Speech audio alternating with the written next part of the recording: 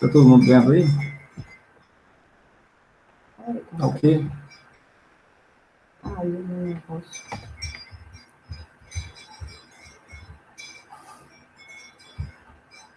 Gabriel, eu sei que ele não tá, ele tá com problema no microfone, né, Gabriel? O pessoal tá vendo, se tiver algum ok, podemos começar. Tá ok, professor. Ok. Só tava menor a apresentação. Agora tá bem ou tá menor? Tá, ok. Ok. Então Tá tá. bom. A gente vai concluir, eu acredito que hoje dura 1 hora e pouco, ou no máximo 1 hora. 1 hora e alguma coisa. Foi o tempo da gravação da videoaula. Bom, tá aqui o mecanismo da penicilinase, né, do inibidor da penicilinase. Isso aí foi falado no final da última videoconferência. E, só para recordar, esse é o mecanismo de defesa desenvolvido pelas bactérias para criar resistência à penicilina. Então, é algo interessante, né? A gente aqui tem uma ideia de como que essa resistência microbiana, né, a antibióticos se desenvolve. E isso acontece a nível molecular. São reações químicas que ocorrem ali. Então, um assunto tão atual, tão presente, né, quanto esse é um grande problema, né, a questão da resistência bacteriana a antibióticos, não só bactérias, mas qualquer micro-organismo acaba criando resistência, seja fungo, seja protozoário, seja bactéria, e até mesmo nosso corpo, às vezes, cria resistência a alguns medicamentos. Né? E de que maneira essas resistências ocorrem? Também ocorrem a nível molecular. São reações químicas, em última análise, que neutralizam as moléculas, né? E elas param de ter efeito. Uma reação química daquelas que a gente estuda na química orgânica, né, de um curso de graduação normal, né, que está em qualquer curso de graduação de química ou de disciplina de química orgânica, a gente fala. São as mesmas reações, do tipo substituição acílica. Né? Normalmente aqui a gente está vendo muita reação de substituição acílica, também muita reação de substituição nucleofílica de primeira e segunda ordem, né? CN1, CN2. Então, essas reações que acontecem lá no sítio ativo, a única diferença é que quando se faz um tubo de ensaio, não existem enzimas, né, presentes. E lá no organismo as enzimas estão presentes. Mas o que fazem as enzimas? Colocam os sítios, né, o sítio ativo das enzimas, colocam né, as espécies que vão reagir, que vão ocorrer a reação química muito próximas umas das outras, facilitando que a reação ocorra mais rapidamente e de forma estéreo específica. Isso é toda aquela macromolécula gigantesca, tudo aquilo para criar um sítio ativo, um oco, né, um pocket, uma cavidade, no qual o substrato, a molécula vai se inserir. Não tinha como ser diferente, tem que ser uma molécula grande para poder criar essa bolsa, né? E essa bolsa tem que ter uma estrutura com uma disposição específica dos grupos funcionais lá dentro. Como a gente já viu várias vezes, né? E a gente pode ver isso cada vez que faz um download de um complexo lá do Protein Data Bank, a gente pode abrir ele no PMOL, você mesmo vê lá, ligante, fazendo pontos de hidrogênio, fazendo interações, né? A reação são as mesmas, só a questão da bolsa, né? Essa bolsa facilita muito a reação, que é o sítio ativo de algumas enzimas. Nesse local que ocorrem as reações químicas de maneira muito efetiva, muito promovida ali naquele sítio ativo, e é facilitado que ocorra essa reação. Porque é quase como se fosse uma reação intramolecular, né? intramolecular, tanto os reagentes e reativos, né, as partes reacionais estão na mesma molécula, então elas se cruzam muito facilmente, se chocam muito facilmente, e aqui elas não só se chocam, como estão na orientação adequada, que é outro fator importante para que a reação ocorra, que as moléculas se choquem, se toquem, né, se colidam de maneira orientada. Não adianta uma molécula se chocar em partes não reativas, né? Tem que se chocar onde um eletrófilo e um nucleófilo se encontram de maneira bem orientada. Os elétrons do nucleófilo se colidam com o centro eletrofílico da outra, né, da parte eletrofílica da molécula. Então, essas duas partes se chocam, a reação acontece. E a bolsa, o sítio ativo, eles colocam essas partes muito próximas umas das outras, acelerando o processo, né, de maneira estéril seletiva, porque as moléculas são introduzidas nesse sítio ativo de maneira como se fosse uma chave numa fechadura, né? Então elas se posicionam de forma adequada, e o produto dessa reação é um produto que tem estereoquímica definida, certo? Então, falamos que a penicilina, por que ela é utilizada? Porque ela entra no sítio ativo de uma enzima responsável pela construção da parede bacteriana, uma cápsula que envolve as bactérias que a protegem.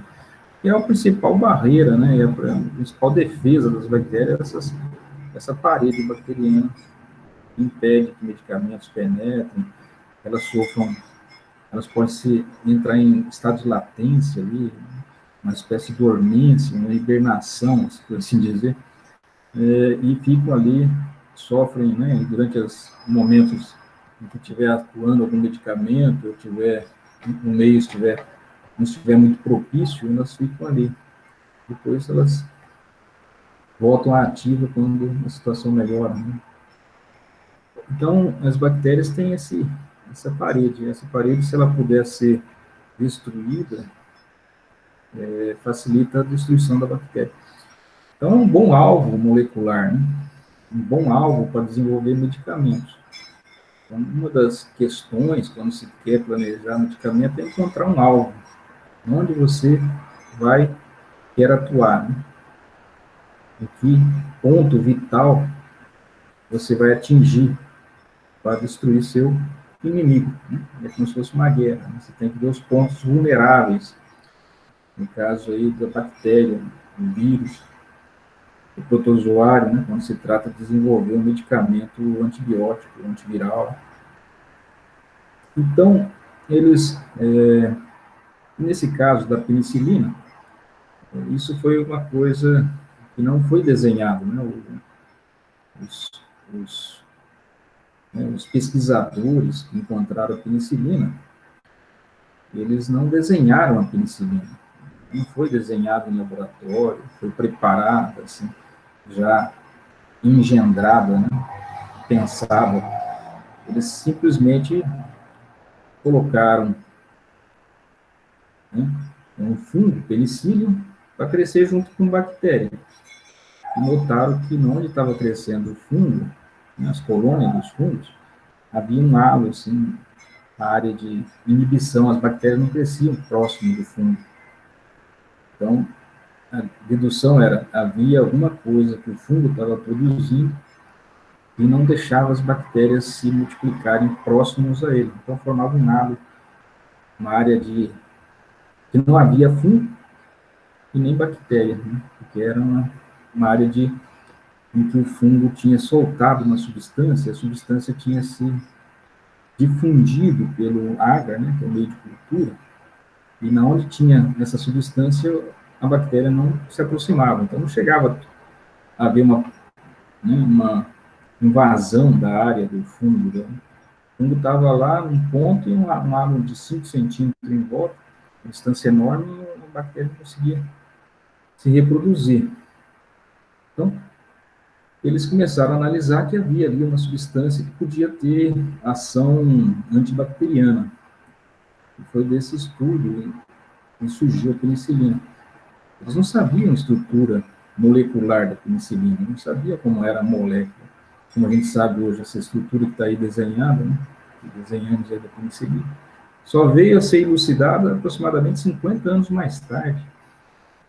As pessoas isolaram a substância, a penicilina, começaram a usar, e realmente ela matava as bactérias, né? As pessoas que tinham infecção e recebiam penicilina se curavam rapidamente. Então, era um sucesso muito grande, uma eficácia muito grande. Porém, não se sabia que a estrutura, nem, muito menos de que maneira ela atuava. E hoje, né, esse mecanismo, né, sabendo que existe essa enzima, o mecanismo de ação da enzima, da penicilina sobre a enzima, né, não se sabia nada, nem que era da parede celular bacteriana. Né? Hoje se sabe, portanto, que a penicilina é um inibidor de uma enzima responsável pela produção da parede bacteriana. Bom, de tanto usar a penicilina, é claro, né, sempre acaba ocorrendo o fenômeno da resistência. As bactérias, muitas bactérias hoje já não são mais sensíveis à penicilina.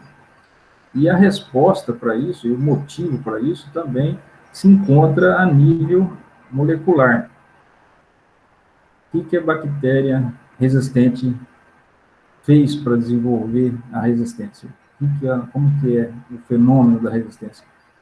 Também é um processo químico, né? Assim como a ação da penicilina é um processo químico, também a resistência é um processo químico.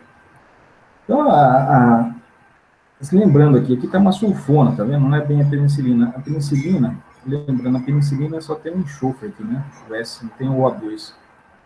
O O2 é porque eles fizeram uma oxidação da penicilina e formaram a sulfona. Então, essa aqui é um inibidor é uma penicilina modificada, ele está chamando ela de sulfona, e ela inibe a penicilinase. Foi o que a bactéria fez, ela criou uma outra enzima, muito parecida com a enzima alvo da penicilina, tem o mesmo sítio ativo da penicilina, tem o mesmo resíduo de serina aqui da penicilina. Então, ele imita a enzima alvo da penicilina, porque a penicilina sempre se ligava aqui nessa enzima, né, que nós falamos, responsável pela parede celular. Então, a bactéria desenvolveu uma enzima muito parecida com aquela, para enganar a penicilina. A penicilina vai lá, se liga, né, só que em vez de neutralizar a enzima da parede, na verdade, é uma penicilinase, que está ali para destruir a penicilina. Então, essa aqui é a penicilinase. E ela destruiria a penicilina se ligando, fazendo esse tipo de reação química com a penicilina. Sabendo que a coisa era assim, né, que o processo era esse, eles resolveram desenvolver uma molécula para enganar a penicilinase. E essa molécula é a sulfona, né? Sulfona, até aqui a sulfona. É também muito parecida com a penicilina, porque ela tem que ser parecida justamente para enganar a penicilinase. Ela tem que se passar como se for pela penicilina, né? Mas ela é ela tem a diferença é muito pequena, é sutil, ela tem um sulfóxido aqui. Então, uma sulfona. Então, que jeito que atua? Uma vez oxidada a penicilina, forma essa sulfona aqui, ela para de ter atividade antibiótica, ela já não é mais um antibiótico, ela, por si só, ela já não atua como antibiótico. Mas ela foi desenhada, e ela possui uma estrutura muito parecida, como vemos aqui com a penicilina, justamente para se passar pela penicilina, não para causar o efeito antibiótico da penicilina, mas para atuar sobre a penicilinase. Então, ela se liga aqui na penicilinase, como estamos vendo, um par de elétrons da hidroxila aqui, hidroxilina da penicilinase. Isso aqui nada mais é de uma reação do tipo SN, né? Substituição acílica, reação de substituição acílica. Né? Você ataca um par de elétrons, o carbono carbonílico, o par de elétrons sobe o oxigênio, quando volta, rompe essa ligação da lactona. Isso aqui, esse anel de 4 membros aqui, chama beta-lactama, certo? A gente já falou lá, quando falamos de lactonas e lactamas, temos nomenclatura, existe as alfa, beta, gama, né? Lactamas e lactonas. Então, é uma beta-lactama, porque esse é o carbono, depois, a partir do carbono carbonílico, o próximo carbono, só tem esse, não tem lá de cá, não é carbono, hidrogênio. O próximo é o carbono alfa. O carbono seguinte, que é esse aqui, é o carbono beta, é aqui que fecha. Por se fechar na posição beta, né, o ciclo, se tivesse mais um carbono para depois fechar, seria uma gama, né? Se tivesse 3, 4 carbonos para formar um ciclo de 5, 6, seria uma delta, né? E assim vai, né? Lactama. Então, tá aqui, por isso que esses antibióticos têm esse sistema aqui, lactâmico, né? Se chamam antibióticos beta-lactâmicos, por causa que possuem essa estrutura e atuam todos por esse mecanismo aqui. Né? O sítio ativo da penicilinase foi desenhado para reagir com o sistema beta-lactâmico da penicilina. Só que aqui a penicilina foi modificada de forma sutil, né? Colocando um grupo sulfona, né? Aqui, oxidando o enxofre, justamente para promover um efeito indesejado aí para, né? Adverso aí para a penicilinase. Então, o fato de estar oxidado aqui, o resultado vai ser diferente de uma simples hidrólise da penicilina. Já vimos na aula passada que o mecanismo seria um ataque, né, da penicilinase aqui, abriria a lactama e depois a enzima se desprenderia aqui da penicilina e ela ficaria inativada, aberta, né? Abriria o anel lactâmico e ela seria destruída, a penicilina. E a penicilinase ficaria pronta para, no seu estado nativo, né, como um bom catalisador, e volta à sua forma ativa para voltar ao começo e pegar outra molécula de penicilina e abrir. Então, ela vai abrindo esse anel lactâmico aqui, né, inativando as penicilinas. Então, isso que é o mecanismo de defesa, o mecanismo de resistência das bactérias. Elas destroem, elas têm uma penicilinase que abre o anel lactâmico e com isso a penicilina perde sua atividade. Certo? Mas quando se trata da sulfona, que foi desenvolvida já por nós, né, pesquisadores, assim, vamos fazer uma penicilina modificada com o objetivo de se ligar com a penicilinase para neutralizar ela.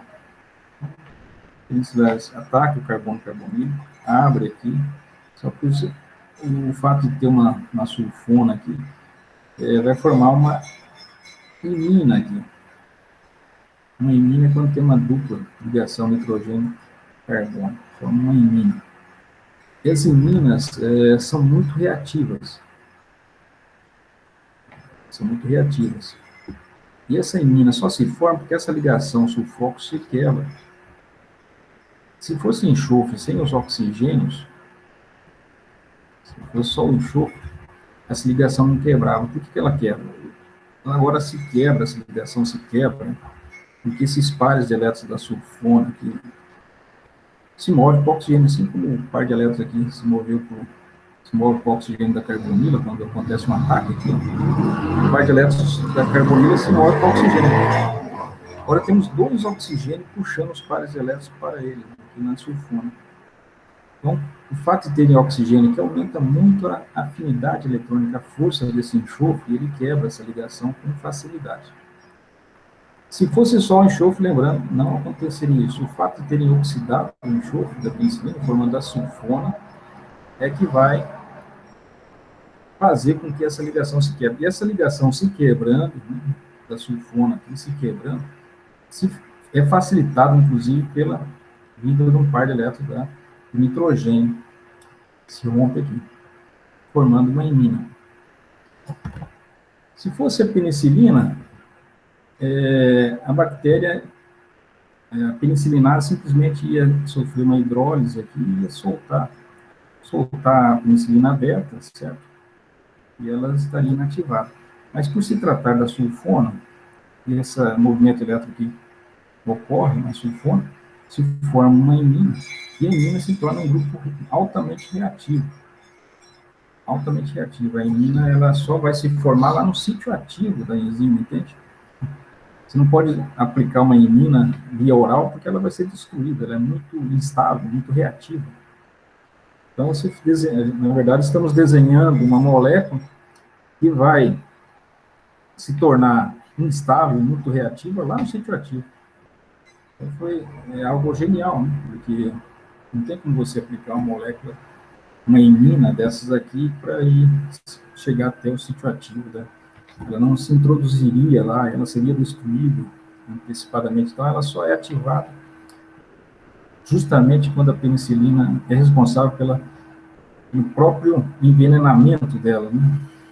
Ela mesmo se envenena ao atuar como ela deve atuar, que é o mecanismo dela de destruição da penicilina, na verdade, faz com que se forme uma imina que vai destruir a penicilinase. Daí essa imina ataca um grupo amínico adjacente ali no sítio ativo da penicilinase, né?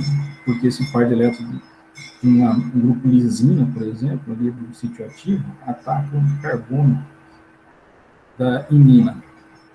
E daí forma um ciclo, né? Além de estar ligado via éster, mesmo que ela consiga se hidrolisar aqui esse éster, ela ainda se manteria ligada pela ligação amínica. Né?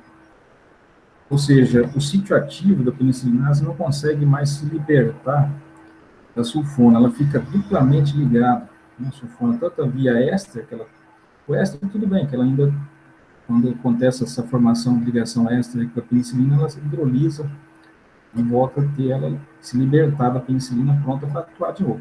Mas nesse caso ela se liga tanto por éster quanto por amina. Daí forma, né, uma ligação permanente. Né, esses sulfóxidos aí se liga lá e não se desprende mais o sítio ativo da penicilinase, inativando a penicilinase. Ou seja, inativando o mecanismo de resistência da bactéria. Inclusive, essa ligação aqui pode se romper depois, né? Mas a penicilinase está inativada, certo? Então, é um mecanismo inteligente, sutil, né? Uma reação, né? Para criar esse antipenicilinase, essa sulfona aqui. Bastou oxidar um enxofre, né? Algo simples, né? Só que de resultado extremamente importante. É uma reação, basicamente você pega a penicilina, coloca borbulha de oxigênio, água oxigenada, já oxida esse enxofre aí. É um processo muito simples de ser feito. Aí você fala, por que vai vender esses antibióticos por bilhões? Acontece que saber o que tinha que ser feito equivale a esses bilhões. Não fazer em si. Fazer é muito fácil. Qualquer um faz. Agora, saber o que tinha que ser feito equivale muito dinheiro, é poder. Né? Conhecimento é poder. Então, está aqui um exemplo de resistência bacteriana e um exemplo de como o conhecimento do mecanismo da química pode proporcionar aí um antipenicilina, né? Penicilinase, ou seja, alguma coisa para deter a resistência bacteriana.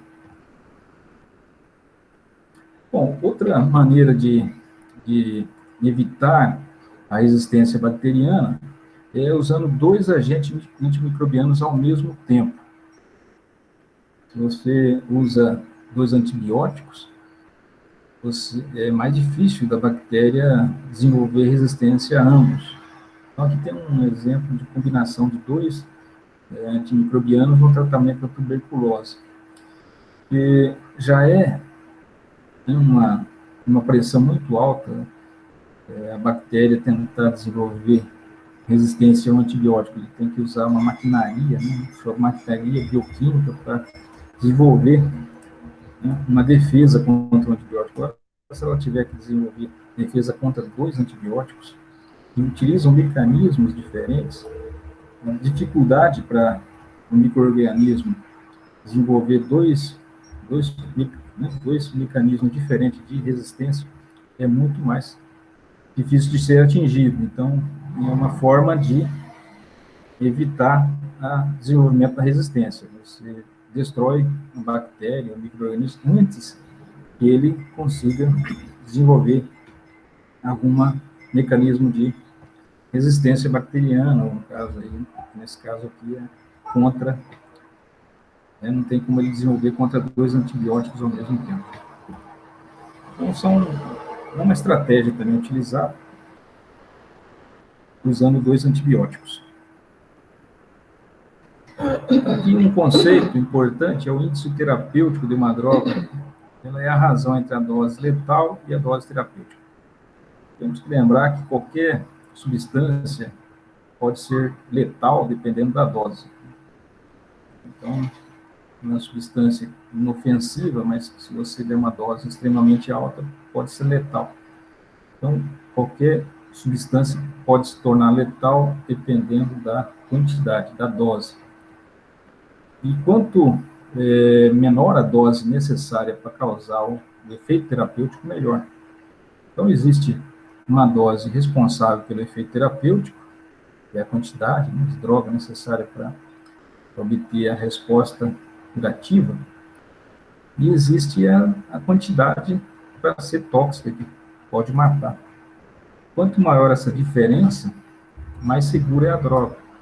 Quanto mais próxima a dose letal está da dose terapêutica, mais perigosa e mais insegura é a droga. Então, o índice terapêutico é justamente a divisão. Quantas vezes a dose terapêutica é menor que a dose letal, né? Quantas vezes a dose letal é maior que a dose terapêutica? Então, você divide um pelo outro para saber. E quanto maior for esse número, melhor. Quanto maior for o índice terapêutico, maior a segurança da droga. Um substrato suicida inativa transaminação. Lemos sobre o fosfato piridoxal, que é a vitamina B6, que ela é responsável pela modificação de aminoácidos, né? Ela pode fazer transaminações, transaminações, também pode fazer isomerizações, descarboxilações, eliminações em beta. Todas essas modificações que são no metabolismo dos aminoácidos utilizam o piridoxal fosfato, o fosfato piridoxal, que é a vitamina B6.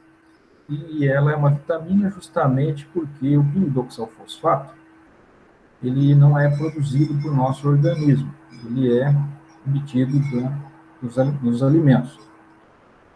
Então, é um micronutriente essencial, vital, e tem que vir dos alimentos.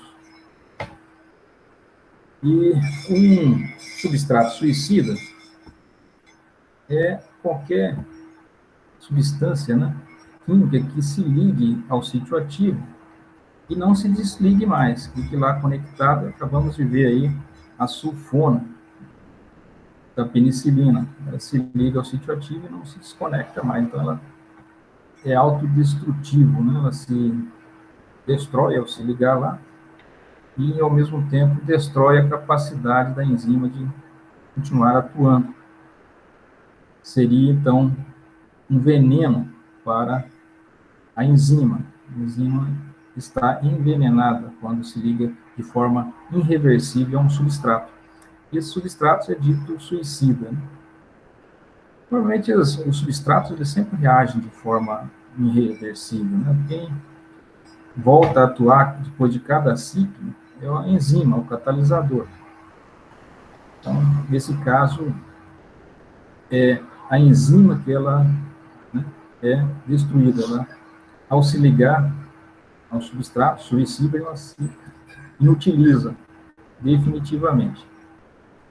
Então, esses substratos suicidas são muito interessantes quando se trata de desenvolver antibióticos, antivirais, antimicrobianos.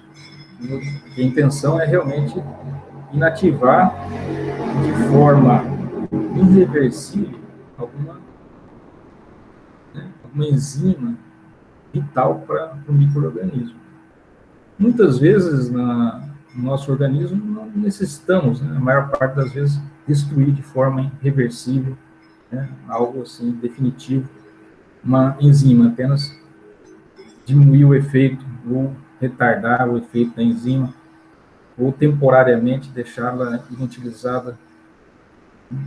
Não, raramente se busca um substrato para destruir uma enzima do nosso corpo, né, endógeno. Normalmente é apenas temporário ou reduzir a atividade de algumas enzimas. Mas, no caso de micro-organismos, enzimas de micro-organismos, sim, é muito interessante destruir, né, usar um substrato suicida para inativar definitivamente as bactérias, os vírus, né, os micro-organismos patogênicos. Então, aqui tem um exemplo de substrato suicida, que é exemplo também do que acontece com a penicilina, né? No caso, a sulfona, né? Da penicilina, e a própria penicilina, mas também atua como suicidas, também, inativando, né, as enzimas bacterianas. Aqui, recordando, a gente já falou sobre fosfato piridoxal, em uma aula específica sobre enzimas e coenzimas, sobre os mecanismos de ação dessas substâncias, né? Aqui o piridoxal, fosfato é essa molécula aqui. Então, nitrogênio, uma hidroxila aqui, uma amina aqui, um grupo fósforo aqui, por isso que é fosfato, um grupo fosfato que não é aqui. E tem esse carbono aqui, na verdade é um aldeído que temos aqui, certo? Aqui ele já está ligado, o piridoxal vem até esse carbono aqui. Então, essa é a molécula de piridoxal fosfato. Ela já está aqui ligada a um aminoácido. Aqui o aminoácido. E ela está ligada através de uma ligação imina. Essa tipo de ligação ocorre lá no sítio ativo, né, da enzima. Promove a modificação, né, dos aminoácidos. Existem várias enzimas, algumas são de transaminação, outras são de isomerização, outras são de descarboxilação. Então, existem aí várias enzimas que trabalham com aminoácidos. Todas elas têm a vitamina B6, o piridoxal fosfato, como coenzima.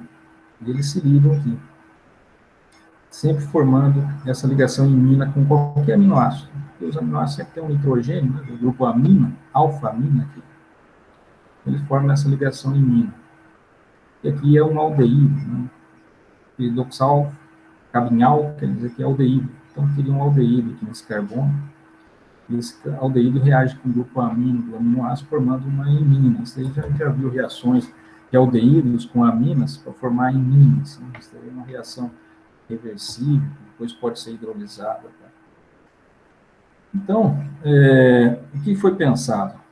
Se você colocar um grupo de saída aqui, um elemento que pode sair facilmente aqui nesse aminoácido modificado, ou seja, vamos desenhar um aminoácido modificado que tenha no carbono beta, esse aqui é o carbono beta, esse aqui é o alfa, tem no carbono beta um grupo de saída. No caso, colocar o cloro, podia ser bromo, poderia ser um iodo, poderia ser um grupo sulfóxido, um grupo de saída, um grupo fosfato. E daí está, inclusive, ideias para se desenvolver outros antibióticos aí, com outros grupos de saída. Mas, colocando um grupo de saída aqui, o cloro, é bom que seja o cloro, porque o cloro ele está presente no nosso organismo, ele faz parte, né? é uma substância tóxica, existe, está como contraíno do sódio, né? Então, é uma substância inofensiva, o cloro. O iodo, o bromo, pode ser mais raro no nosso corpo. O fosfato poderia ser já uma substância sem problema também. Tá aqui, então, se colocarmos, esse aqui é o desenho, né, de um inibidor da enzima, certo? Porque, vejam, de onde surgiu a ideia de fazer isso, esse substrato de inativação da transaminase? É que as bactérias, durante a construção da parede bacteriana, elas utilizam alguns aminoácidos destrógenos. Recordando, temos 20 aminoácidos, que são todos levógenos, né? Da série L aminoácidos. Porém, a bactéria utiliza alguns aminoácidos destrógenos, certo? Alanina, me parece. A alanina, normalmente, ela usa destrógeno para construir especificamente a parede bacteriana. Então, como que ela obtém esses aminoácidos destrógenos? Ela pega os aminoácidos levógenos, que são comuns no meio biológico, são os mais disponíveis, né? Estão sempre à disposição no meio biológico, e fazem a isomerização. E vimos que para fazer isomerização de aminoácidos, transformar um aminoácido do tipo L em D e vice-versa, é uma das funções de algumas enzimas chamadas isomerases, né? E que utilizam, tudo que é modificação de aminoácido, utiliza o piridoxalfosfato, que é a vitamina B6, para ocorrer essa coenzima aqui. Então, está aqui a coenzima. Ela se liga aqui. Esse mecanismo de isomerização já foi visto, né, lá no capítulo de vitaminas e coenzimas. Mas ele se liga normalmente dessa forma aqui, formando uma imina com qualquer aminoácido que se queira descarboxilar, que se queira desaminar, ou que se queira fazer uma eliminação em beta, ou que seja para fazer uma isomerização. Você sempre faz esse tipo de ligação aqui, é o primeiro passo. Qualquer transformação que venha a ocorrer com o aminoácido começa com a produção dessa ligação do tipo imina. Mas então, sabendo disso, eles desenharam um aminoácido modificado aqui, que tem um cloro, e daí, ele lá no sítio ativo da enzima, tudo isso que está acontecendo no sítio ativo da enzima, um resíduo básico, um aminoácido, pode ser um grupo carboxílico, um glutamato, retira esse hidrogênio alfa, que normalmente são ácidos, né? Esse hidrogênio alfa sai com facilidade, porque aqui existe um corredor de elétrons, né, com ligações pi alternadas, e vem descendo até chegar no nitrogênio positivo. Então, ele sai, não tanto por causa de ter uma carboxila aqui, que também é um motivo para ter acidez, mas como ela está negativa, o propulsor da saída desse hidrogênio alfa se trata de levar os elétrons lá para o nitrogênio. Só que se existir um grupo de saída aqui na posição beta, quando os elétrons caem aqui, se o grupo de saída for poderoso, ele sai, em vez dos elétrons descerem pelo sistema conjugado, forma uma insaturação aqui, uma simples reação de eliminação. E essa estrutura aqui, que se formou, quando fizeram uma reação de transaminação com aminoácido, que é o primeiro passo para fazer a isomerização de um aminoácido, é pegar e se ligar na enzima. Um outro sítio ativo lá da enzima. Isso aqui está acontecendo sobre o piridoxal, né? Sobre a coenzima. E a coenzima, ela entra e sai do sítio ativo. Então, lá na enzima, ela pega... Isso aqui já é uma região da enzima, mas ainda não se ligou com um substrato da enzima, que se liga de fato com a enzima. Está só se ligando lá no sítio ativo ao piridoxalfosfato. E lá ainda dentro do sítio ativo, ela já existe, ela acaba se ligando com a enzima através de uma ligação imina. Isso aqui, todos os aminoácidos sofrem essa ligação com a enzima através da ligação, né?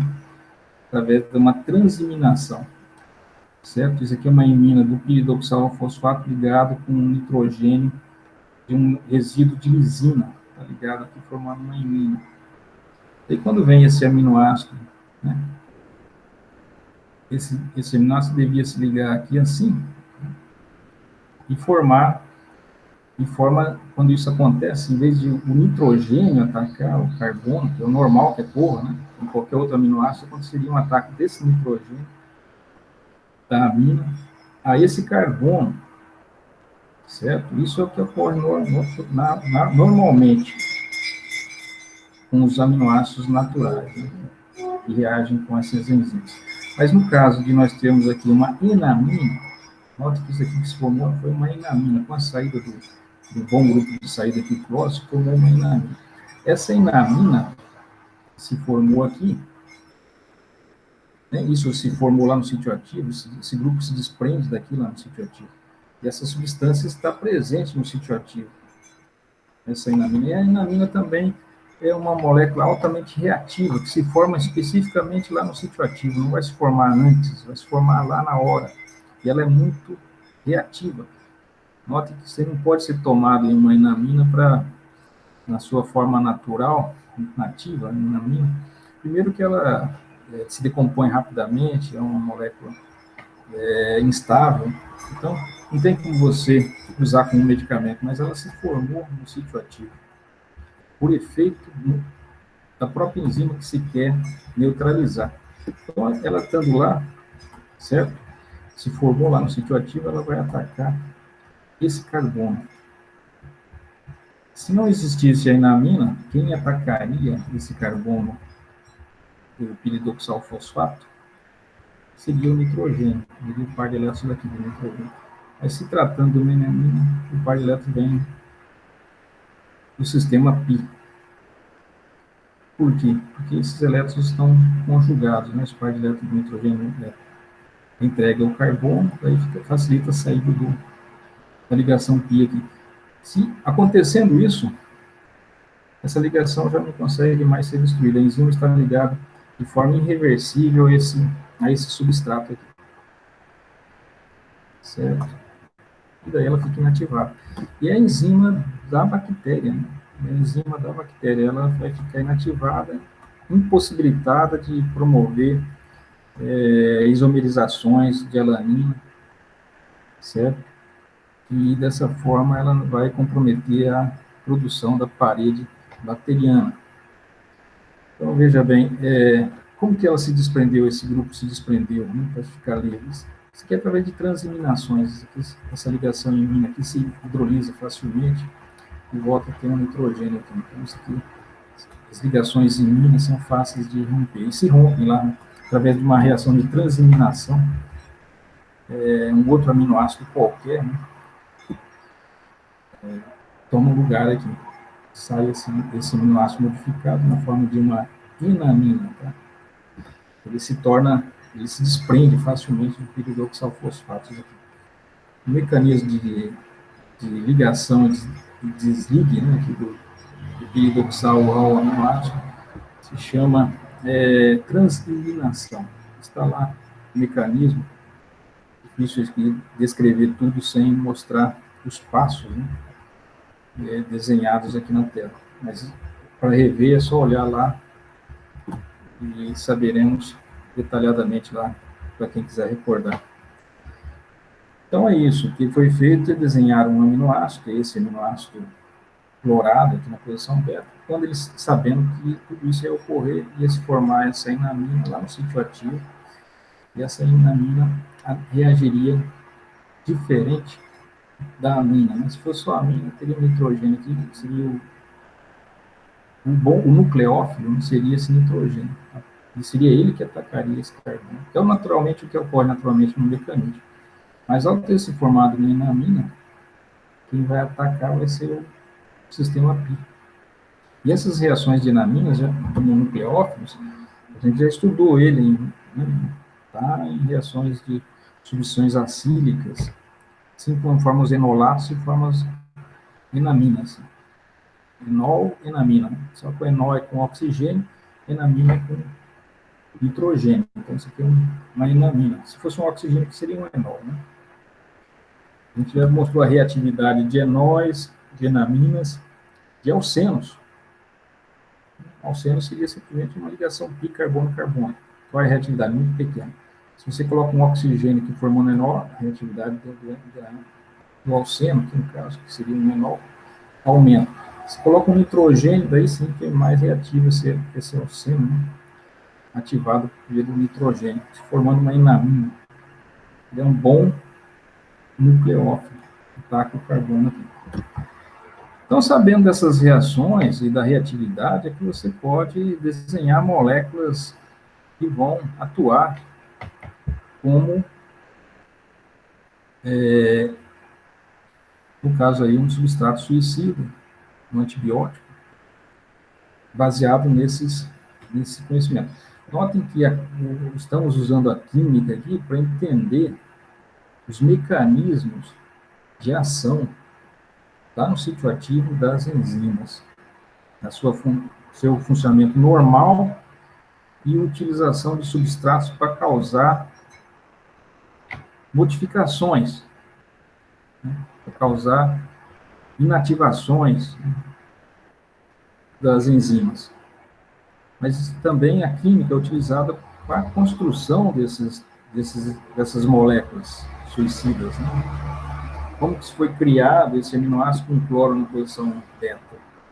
Então, quando você vai para o laboratório sintetizar moléculas, se tem sempre um alvo, né? Uma molécula que se quer, deseja produzir, um produto. Essa molécula muitas vezes é inédita, outras vezes são moléculas conhecidas que se quer modificar, e daí você utiliza todo o conhecimento sintético das reações químicas para ir modificando um substrato até transformar e obter a molécula que você quer para fazer esse tipo de atividade aqui, né? Ter esse tipo de desempenho que estamos vendo aqui. Então, estratégias no planejamento racional de drogas. Relacionar uma propriedade física ou química a uma série de substâncias com atividade biológicas. Se tenta sempre, existe duas maneiras pelas quais os medicamentos, né, as substâncias podem atuar no organismo. Uma é dita de forma específica, quando se liga a um substrato, uma enzima, né, um sítio ativo, a gente chama específica, porque tem que ser aquela substância, com aquela estereoquímica, né, para se ligar naquele sítio ativo de forma específica. Então, por isso chama mecanismo específico. Existe também a atividade inespecífica, quando não se liga a um sítio ativo para desempenhar a atividade. Um exemplo clássico é os anestésicos gerais. Os anestésicos gerais, clorofórmio, éter, alotano, são moléculas relativamente diferentes, elas não se ligam a um sítio ativo para promover a anestesia geral. Porque elas têm em comum, foi estudado, tentou-se descobrir o que elas tinham em comum, né? São moléculas tão diversas, né? Tem um grupo nitro, outro tem um grupo cloro, outro tem um grupo éter, né? Então são moléculas com estruturas diferentes que não estão se ligando não existe um sítio chave, fechadura, no qual elas vão se ligar, que elas são diferentes e causam o mesmo efeito. Então são inespecíficas, né? E qual é o mecanismo de ação, então? Elas costumam se dissolver na membrana celular. Então, elas são moléculas pequenas, lipossolúveis, né, e que se dissolvem na membrana, naquela camada bilipídica, se insere na membrana e altera as propriedades dessa membrana. Os impulsos nervosos são transmitidos por causa de uma polaridade que existe na membrana. Cargas positivas de um lado, cargas negativas do outro. Então, quando as cargas se invertem a polaridade, os elétrons saem, os prótons entram, né, pelos poros, essa polaridade é mantida às custas de bombas, né? Bomba de próton, bomba de cloro, bomba de sódio. Então, essas bombas promovem aí uma diferença de potencial na membrana. Se a membrana sofrer alterações, ela pode perder essa capacidade de manter essa polaridade, essa diferença de voltagem, né? Potencial entre o meio interno e externo. E os impulsos nervosos nada mais são do que uma despolarização da membrana que percorre o axônio dos neurônios. Se uma substância for dissolvida na membrana, a membrana perde a capacidade de transmitir o impulso nervoso. E daí toda a informação que é transmitida ao longo dos neurônios, do axônio, fica comprometida. Então, toda a informação, inclusive a dor, então, a sensação de dor é transmitida através de impulsos nervosos, arco reflexo. E também sensações de calor, frio, além de dor, pressão, sabor, odor e visão. Todas essas informações e as respostas, inclusive processamento dessas informações no cérebro, são comprometidas se essas substâncias se dissolverem na membrana celular, causando um momentâneo efeito aí, comprometendo a polaridade das membranas, né? A sua capacidade de manter essa diferença potencial. Então, isso que tem em comum essas substâncias, não é que elas se ligam em algum sítio ativo, elas simplesmente se dissolvem na membrana, portanto, são lipossolúveis, normalmente são gasosas, são facilmente absorvidas, distribuídas pelo corpo, normalmente pode ser usado na forma de gás, inalado, e também existem substâncias que são injetáveis e causam efeitos similares. Outro exemplo são os laxantes. Certas substâncias, quando absorvidas, não é que elas se ligam a um sítio ativo do intestino para aumentar o peristaltismo. Isso pode ter efeito osmótico, aumentando o volume do bolo, né? E com isso, por ato reflexo, o volume aumenta, estimula o peristaltismo. Ou substâncias irritantes, que causam simplesmente são irritantes, causam aumento do peristaltismo intestinal e facilita a evacuação. Então, são mecanismos que não atuam por se ligarem a sítios ativos, eles simplesmente eles atuam por ter propriedades osmóticas, por propriedades irritativas, né? São agressivas, são pH ácido, básico, causa aí uma irritação, uma agressividade na parede do intestino, aumentando o peristaltismo, ou por efeito osmótico, atrai muita água, né, para dentro do intestino, e aumentando o volume. Não são substâncias que têm propriedades inchadas, né? Então, aumenta o volume, estimula o peristaltismo. Então, são vários mecanismos aí, se tratando de laxantes, que também atuam sem se ligar em sítios ativos, assim como os anestésicos, não se ligam em sítios ativos. Mas a grande maioria dos medicamentos se ligam a sítios ativos. Mesmo essas substâncias que se ligam a sítios ativos são chamadas específicas, né? Mecanismos de ação específica. Como eu falei, tem os específicos e inespecíficos. Os que têm atividades específicas se ligam a sítios ativos. Os inespecíficos não se ligam a sítios ativos. Mesmo os que são específicos, eles podem ser estudados através de relação estrutura-atividade. Ou seja, qualquer molécula tem vários descritores. O que é um descritor? É um valor físico, né? Por exemplo, massa molar, um número, né? Uma quantidade, um valor matemático, que é característico para essa substância. Então, é um descritor dessa molécula. Ponto de ebulição, ponto de fusão, índice de refração, qualquer um desses número de átomos de pontes de hidrogênio,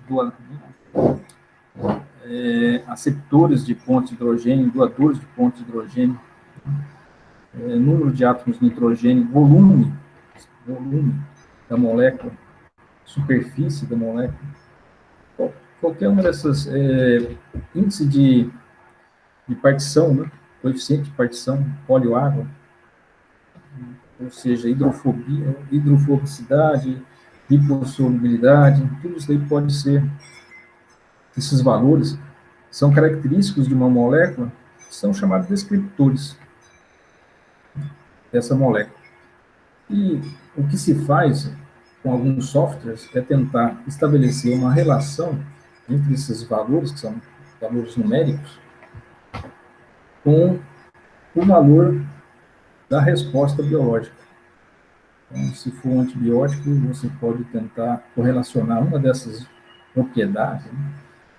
Ponto de fusão, número de átomos de carbono, de polarizabilidade, coeficiente de partição, qualquer uma dessas propriedades, tentar correlacionar, ver qual delas está correlacionada com a atividade biológica. A atividade biológica é um valor numérico também. Quantas bactérias são mortas, qual é a concentração necessária para matar 50% das bactérias, né? É um valor numérico. Então, esses valores numéricos da resposta biológica é chamado potência. Quanto mais potente é a droga, melhor. É um valor numérico. Então, você joga esses valores numéricos no software e tenta, é claro que não apenas com uma molécula, tem que usar uma coleção de moléculas similares e testar todas elas e ver com qual descriptor está associado a resposta biológica, a potência da molécula. E dessa forma tentar melhorar esse descriptor.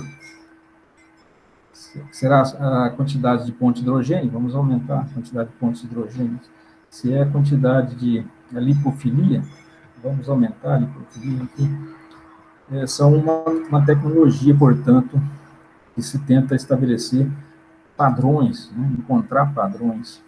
E não precisa ser apenas com um descriptor, pode ser com um conjunto de descriptores, né? Alguns descriptores podem atuar melhorando a atividade, alguns descriptores podem atuar piorando. Então, você pode ter uma associação com vários descriptores, de forma que você pode desenhar uma molécula que atenda esses parâmetros, que atenda os descriptores que favoreçam a resposta. Então, isso é usado também para planejamento de drogas, né, de substâncias ativas, é o QSAR, né? Usar o conhecimento existente para planejar substâncias que possuem a atividade desejada. Já por 1960, já se tinha aqui alguma ideia de que as atividades, a bioatividade, né, a potência de uma droga dependia principalmente de dois fatores. Hoje sabemos que são muitos fatores, porém, esses dois continuam sendo muito importantes, que é distribuição e ligação. Realmente, eles são chaves, né, principais. Aqui, quando se fala de distribuição, não se trata de distribuição pelo organismo, né, que é um termo que é usado para essa finalidade. Quando se toma uma droga, ela se distribui pelo corpo. Mas quando se fala em distribuição, aqui se refere a coeficiente de partição, quanto da droga vai para a fase aquosa e quanto da droga vai para a fase oleosa. Então, é a distribuição da droga entre duas fases. Isso se faz num tubo de ensaio, se coloca uma quantidade de água, ou num funil de separação, que é melhor ainda, você coloca uma quantidade de água, se coloca octano, que é tenta imitar o óleo, ou a camada bilipídica. Bom dia a todos, prazer, né, a gente está se vendo mesmo assim, à distância. Bom, em relação ao RAI, né, me surgiram muitas dúvidas desde o início, e eu venho procurando sanar essas dúvidas, participando das lives, né, desde segunda-feira, do SES, com a reitoria. Ontem participei, também assisti a do CONSAD, né, do CONSAD, mas algumas ainda permanecem, né, especialmente quanto o que é que eu vou ofertar. Oi, tô aqui.